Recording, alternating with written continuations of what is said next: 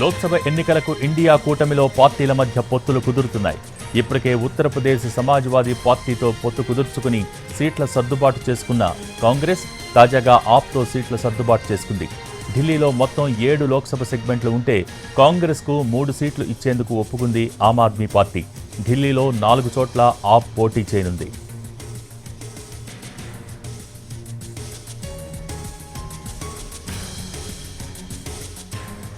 గుజరాత్లో మొత్తం 26 లోక్సభ సీట్లలో కాంగ్రెస్ ఆప్ కూటమి పోటీ చేస్తుంది. ఇందులో 2 సీట్లు ఆమ్ ఆద్మీ పార్టీకి ఇచ్చేందుకు కాంగ్రెస్ ఒప్పుకుంది. భరూచ్, భావ్నగర్ నియోజకవర్గాల్లో ఆప్ బరిలోకి దిగనుంది.